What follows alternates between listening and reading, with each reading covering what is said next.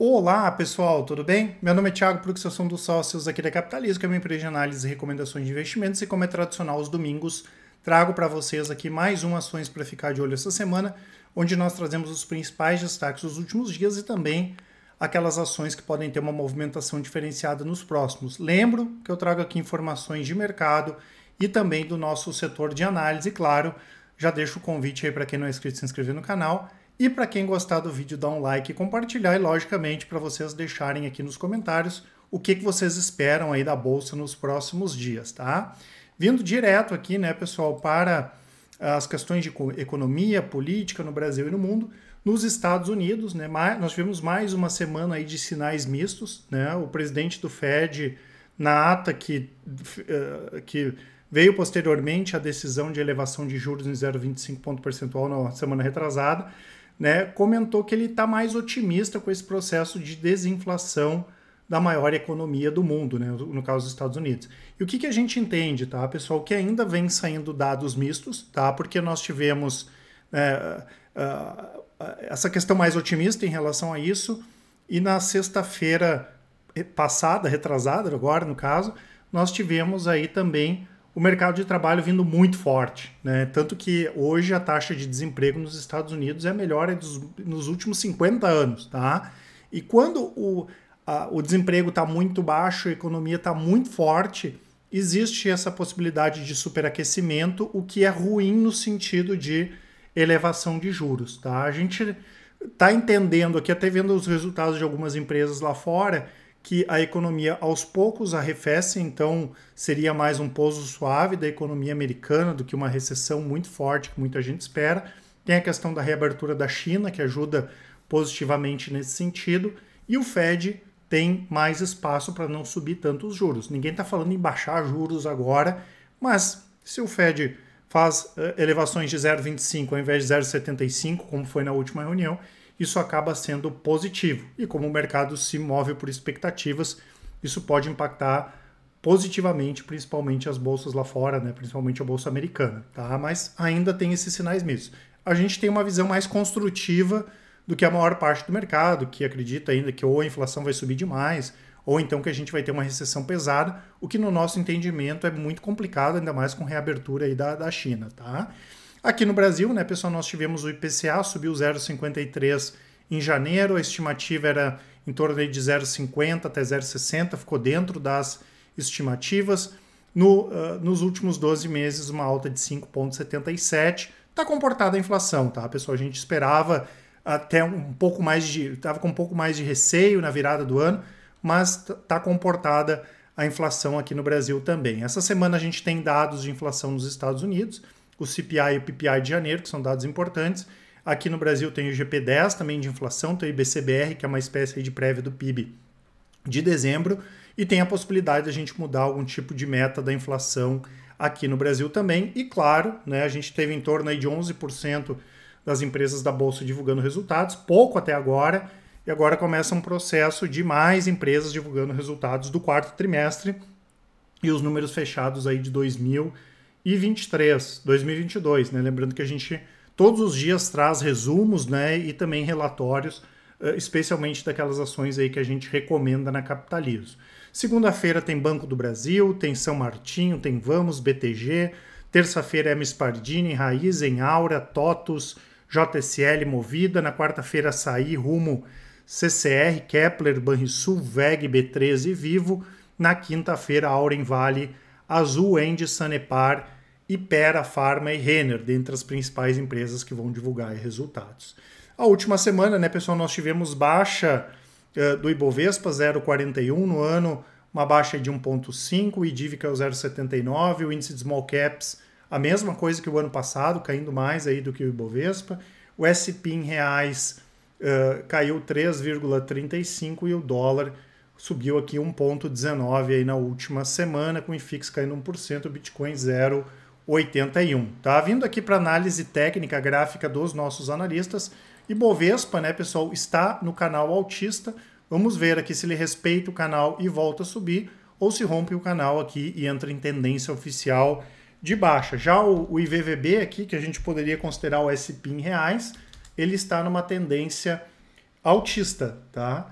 Só botar aqui. Também está num canal de alta aí já de algum tempo, né? É possível que caindo lá fora ele venha testar aqui essa zona inferior ou pode voltar aqui a subir, já que a tendência principal é alta. E o dólar, né, pessoal, continua, né, naquela lenga-lenga, como diz o outro, aí lateral pra caramba, né? Chegou a bater os 5 ali, que era o suporte. Outra zona de preço importante, essa casa aqui dos 5, 5,20. Aqui é o suporte que bateu, que já tinha batido em março, abril do ano passado e maio também. Respeitou, né? Nesse dia, voltou.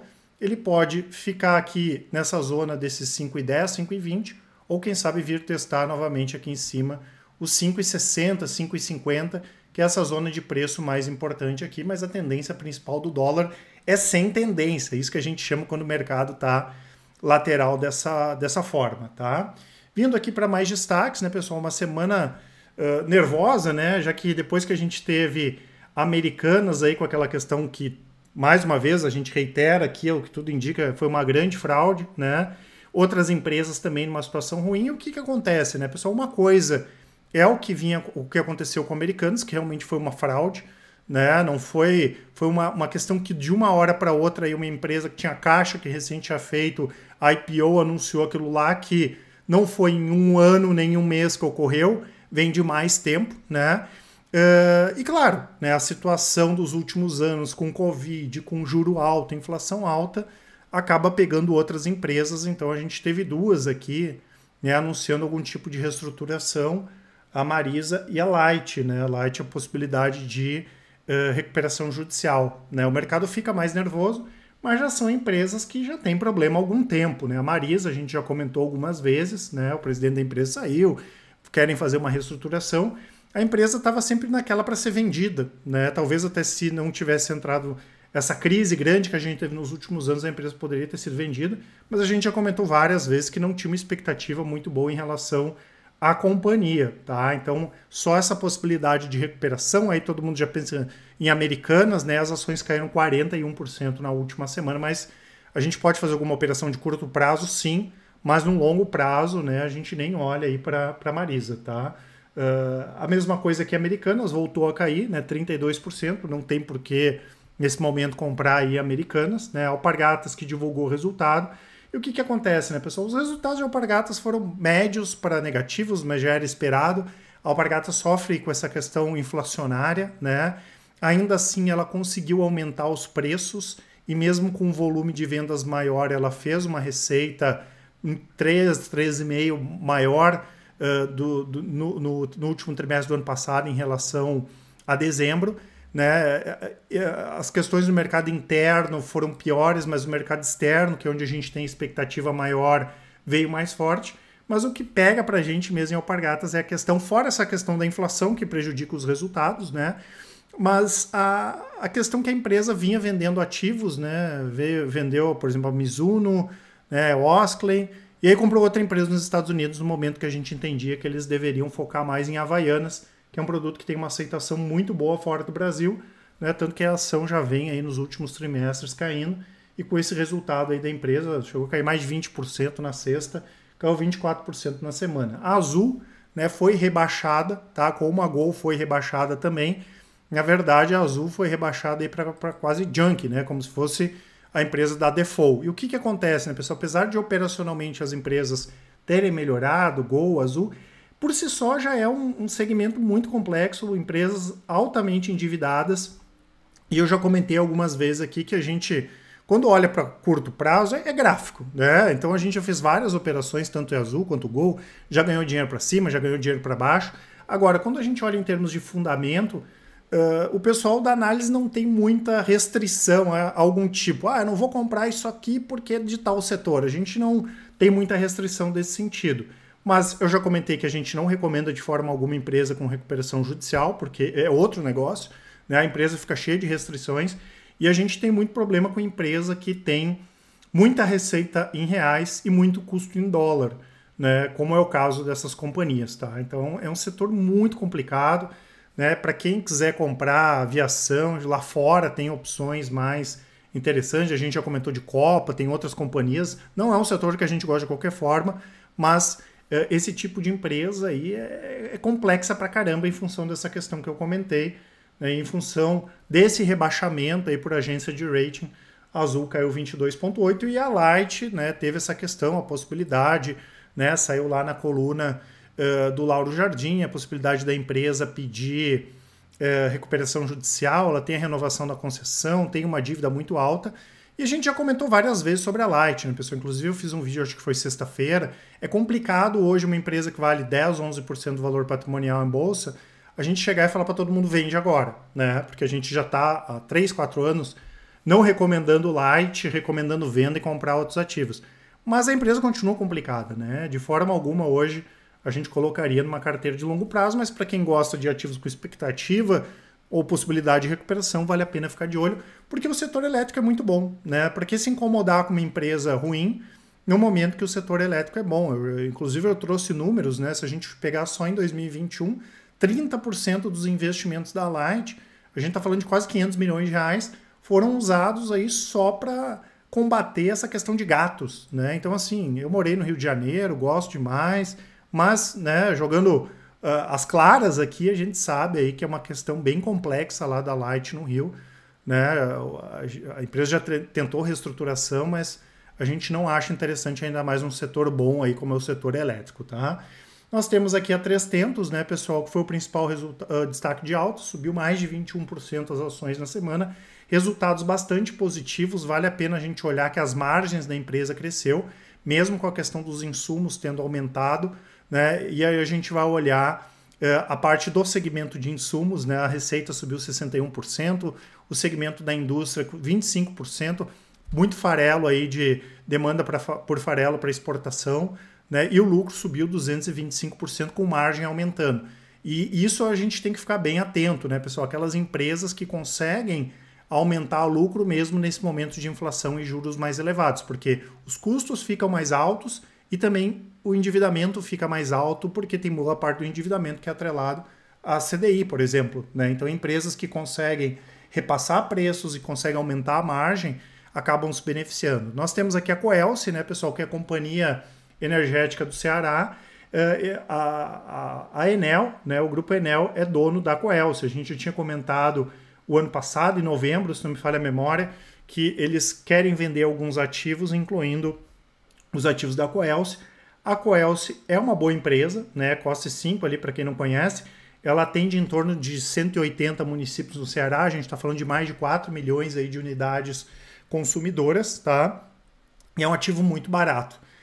Pela localização, a gente entende que o ideal seria a Equatorial comprar a Coelce, né? A Equatorial já tem uma posição forte ali no norte e nordeste, mas como recentemente a Equatorial fez uma aquisição, a gente não sabe se hoje ela seria favorita. A gente coloca a CPFL, que tem, né, o controlador chinês, que é uma das maiores empresas do mundo, né, tá com grana e tá com sangue nos olhos, aí, como diz o outro, para comprar empresas. Então a gente coloca a CPFL como favorita, né? É uma boa concessão a Coelce, tá? Ela tem a vantagem de estar na região da Sudene, então ela tem também benefício fiscal, é um bom ativo e é barato, né? E a gente tem o controlador querendo vender e quer vender o quanto antes, né? Então pode ser que seja um bom preço feito aí pela Coelce. Nós tivemos destaques aqui do setor petroleiro, né, pessoal? ExxonMobil, que é a principal petroleira americana, que divulgou os recordes, os melhores resultados da história da empresa. Petrobras aqui subindo 8% também. E a gente falou já algumas vezes de petróleo, né, pessoal? Muita gente, semanalmente as pessoas nos perguntam, pô, mas vocês gostam do petróleo? Petróleo só, petróleo cai. Isso aí faz parte, né, pessoal? É uma commodity, isso é cíclico, mas a gente continua, né, com a tese intacta, a mesma desde 2020, tá? Que é a demanda subindo e a oferta não, né? Porque a gente vê poucos investimentos e a gente comentou já algumas vezes sobre essa questão de ESG, né? Que aqui não é o nosso papel julgar a questão ESG, mas a gente sabe que isso afeta a produção, tá? Tanto que a gente tem, por exemplo, no Alasca, um potencial gigantesco para exploração, né? E tem algumas empresas que podem ficar sem conseguir produzir mais nada lá novo, né? Em função dessas questões ESG, né? Tanto que a própria ExxonMobil agora tem um projeto grande na Guiana, tá? Mas ainda assim é pequeno, perto de toda a demanda que o mundo precisaria, e a gente continua com uma expectativa positiva para petróleo aí nos próximos anos, tá? Apesar, né, que a gente prefere outras petroleiras, não prefere tanto Petrobras, né? A gente gosta dessas petroleiras estrangeiras também. E Metal Leve, né, pessoal? Metal Leve, que é um caso fantástico, uma empresa que ela atua em mercados complicados, como o brasileiro, o mercado argentino, mas é uma empresa que tem uma gestão muito boa, é uma boa pagadora de dividendos e é um ativo small cap que a gente chama de fake small cap, né, que é uma empresa líder de mercado, mas que já é uma empresa que atua há bastante tempo, né, subiu 6,6% na última semana. A gente gosta da Metal Leve, vem divulgando bons resultados e deve divulgar resultados bons agora no quarto trimestre de 2022 também. Eu quero deixar aqui para vocês, né, pessoal, o nosso cupom Carnaval Cap, que dá até 35% de desconto na nossa assinatura completa. Vou deixar para vocês aqui o site onde tem as assinaturas, né, e o relatório de performance, onde vocês podem ver o desempenho de todas as nossas estratégias. Claro, assinando o Capitalismo Completo, vocês vão ter acesso a todas as estratégias. Aqui tem as de médio e curto prazos. Essa swing trade, de 2 a 10 dias. Rastreador, 3 a 6 meses. Né? Quero ver lá a carteira de FIIs e REITs da Capitalismo. Tem as carteiras de dividendos, small caps, é só clicar lá. Aí explica como funciona a carteira, tem que acompanhar 10 minutos por mês. Tem os resultados históricos. A gente faz questão de ser transparente, tá, pessoal? Eu não conheço outra empresa que é tão transparente quanto a gente, nem que tem resultados tão positivos quanto a Capitalismo.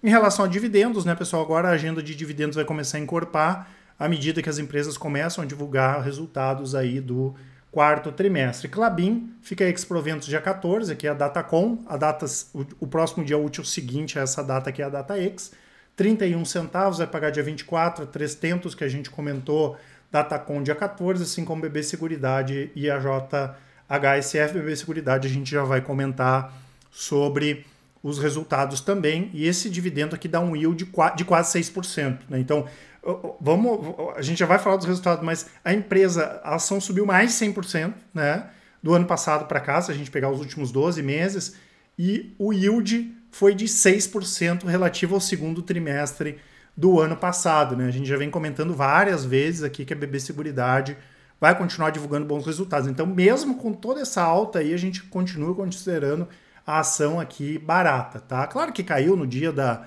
divulgação de resultado, a gente sabe que isso aí faz parte, né, pessoal? Às vezes a empresa divulga prejuízo e o prejuízo não é tão grande quanto esperado e a ação acaba subindo, e às vezes ela divulga lucro e acaba caindo. Isso aí faz parte, né? Especulação, isso aí é uma questão aí que é intrínseca ao mercado, tá? Vindo aqui para a Gerdau, né, pessoal? A Gerdau teve uma decisão aí que aconteceu contra as empresas também, que eles podem reconhecer a questão de créditos de PIS e COFINS, 800 milhões. Eles devem monetizar isso nos próximos 5 anos, essa questão desses créditos tributários. A Gerdau está num bom momento, né? A gente gosta principalmente da posição que tem fora do Brasil, tem aços especiais, tem a questão de grafeno, tem muita coisa legal aqui na Gerdau, né? Mas, por outro lado, nós tivemos também bancos de investimento como o JP Morgan diminuindo, né, a recomendação de Gerdau, daí as ações acabaram caindo na última semana. Thiago, mas isso é especulação? A mesma coisa que eu falei dos resultados. Isso faz parte, né, pessoal? Porque tem especulação para cima, tem para baixo. Por isso que é importante a gente ter uma estratégia e entender o que a gente está fazendo. Se eu tenho uma ação e vem alguém que não gosta da ação e recomenda a venda, né, e eu estou seguro daquilo que eu estou fazendo, eu não tenho por que me preocupar, é só um movimento de mercado. Agora, normalmente quando a pessoa fica muito insegura é porque ela não sabe efetivamente o que está acontecendo, tá? Mas essas recomendações aí são corriqueiras, né? Tanto para o bem aí quanto para o mal, tá? Muita gente perguntando sobre B3 também, né? Nós tivemos aí, voltando aquelas especulações para ter uma concorrente da B3 aqui no Brasil. E o que acontece? A American Trading Group recebeu um aporte do Mubadala Capital, que é um fundo gigantesco, né? E essa empresa é dona de uma plataforma de negociação que faz trading, né, de ações ligadas, de ações ligadas aí a empresas na América Latina, e voltou aí essa possibilidade agora que a empresa está com caixa bom, caixa gordo para fazer investimentos. A gente já comentou algumas vezes que a questão da concorrência, em algum momento, ela vai acontecer agora, de qualquer forma, até por questões de regulamentação, a B3 ela tem uma proteção, né, em função da lei, mesmo que viesse uma outra corretora, talvez faria até mais sentido ter uma corretora lá fora, como a gente tem a Avenue, por exemplo, competindo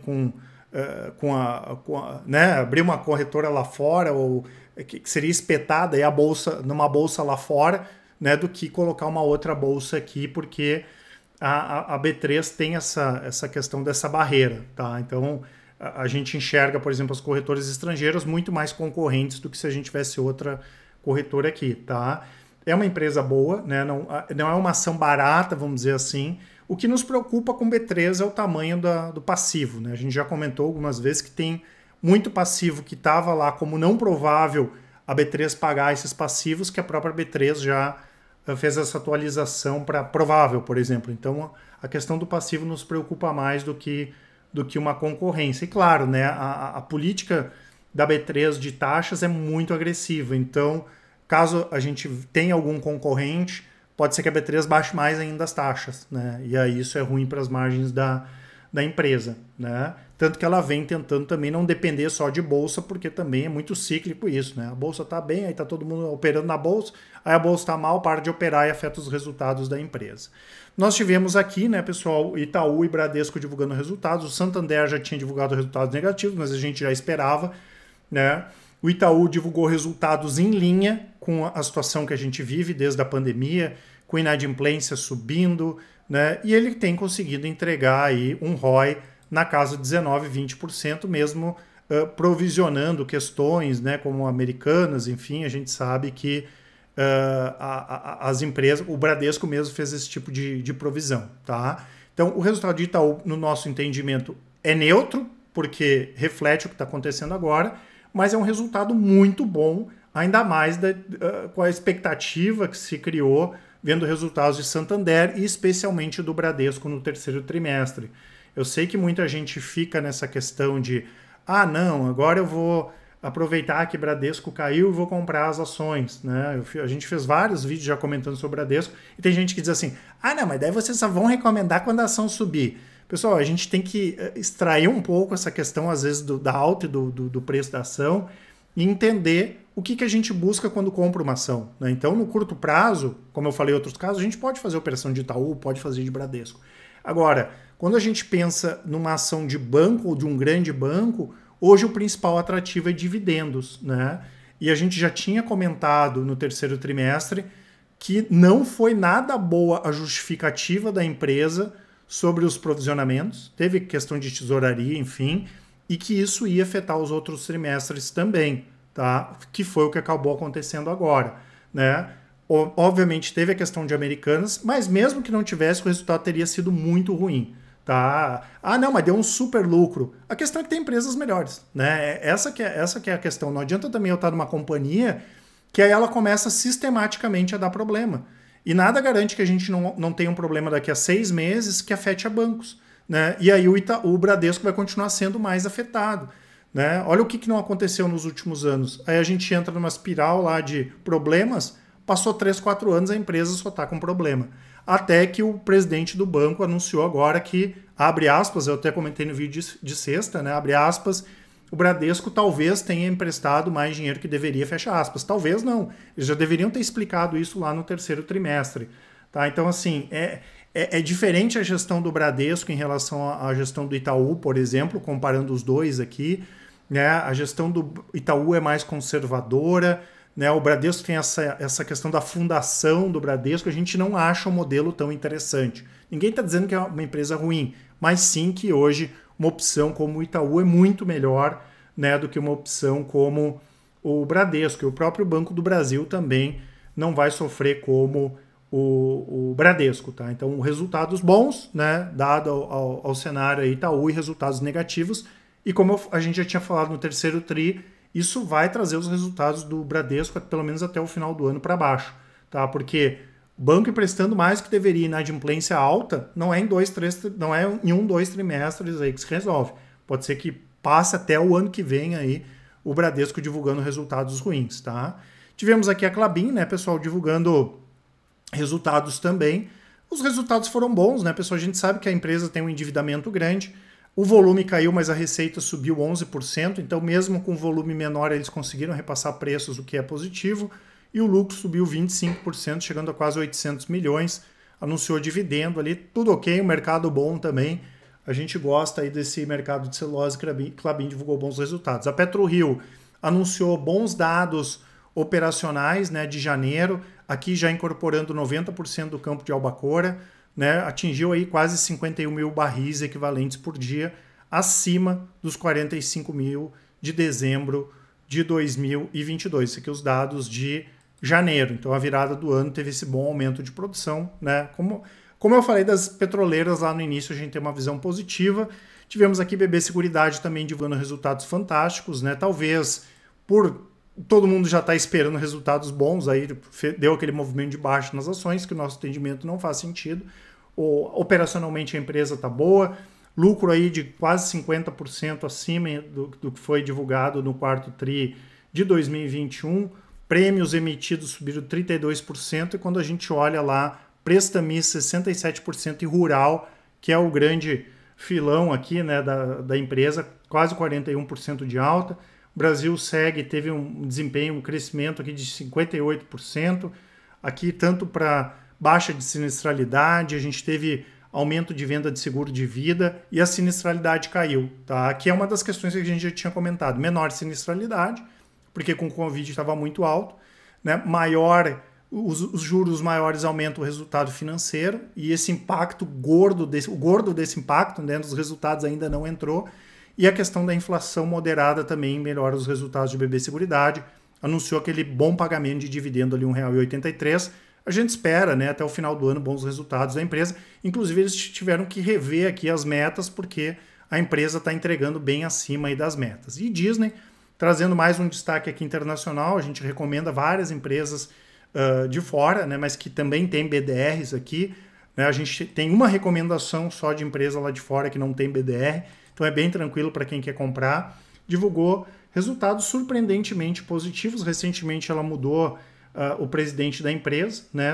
A receita subiu 8% no trimestre, chegou a 23,5 bilhões de dólares e o lucro subiu quase 16%. E o que a gente vê, né, pessoal? O lucro aí chegou a 1,3 bi, tá? De dólares. O que a gente vê? As empresas lá de fora reduzindo muito custos. Tá? Isso é impacto direto, injeção de resultado direto aí para as companhias. Tá certo, pessoal? Não esqueçam de aproveitar a nossa promoção, né? Eu lembro que a Capitalismo tem uma série de vantagens, começando do zero para quem ainda não investe e quer dar os primeiros passos, né? A gente explica tudo como funciona. O Help Invest para quem já tem investimentos e quer nos passar para avaliação. Mentorias, atendimento personalizado, aqui tudo com resultado comprovado, 100% de transparência e 100% de independência. Nosso e-mail contato@capitalismo.com.br. Quem preferir nos chame no WhatsApp. É só mandar um áudio ou uma mensagem que com certeza o pessoal do atendimento auxilia a todos. Um grande abraço e ótimos investimentos. Até mais.